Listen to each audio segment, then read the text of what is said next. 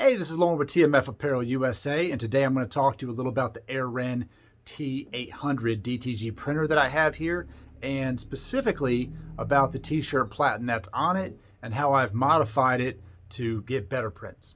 All right, this is the t-shirt platen that comes with the T800. This is the oversized platen that's on it. It's 16 by 24. It does have this little hoop that goes over it. Now, the way that it's supposed to go, you take your t-shirt. It's already pre-treated. Place it on the platen like so. Kind of align it, make sure it's nice and straight. Then you would take your hoop, lock it down like that, nice and flat, kind of hold it in place, and then take your shirt and kind of tuck it up underneath it. What I found is that this method does leave a little bit of air, a little bit of a uplifting in the shirt itself, which I didn't find ideal. It seemed flat, and then throughout the print, sometimes I would get a little misprint on there because it was slightly higher. And also, the hangingness of it kind of made it hard to deal with. So, this is what I did to remedy that.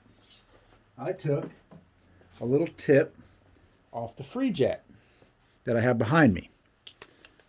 By removing these screws, and there's a lot more than... All right, pull the platen apart, and you can see what we have here. What I did is I went and got some pipe covering. It's foam from Home Depot or Lowe's or any hardware store. I sliced it in half, glued it to the bottom of the platen. On the flip side, I went and got a little weather seal gasket to put on the top side. So when I put this down, back on the platen, and I screw it down, and we'll pop a couple in here. Okay, with the platen assembled, I take the shirt, drape it on, and kind of align it as I normally would. Then I take the sides and I tuck them in between the top and bottom platen, and it's held in place by the rubber gaskets that I put there. So now I'm not relying anymore on the hoop to keep it taut. Once I tuck it in between, it stays nice and tight and nice and flat, and I don't get any of those inconsistent spots. And I can also take and shove it all in there so I have no overhang.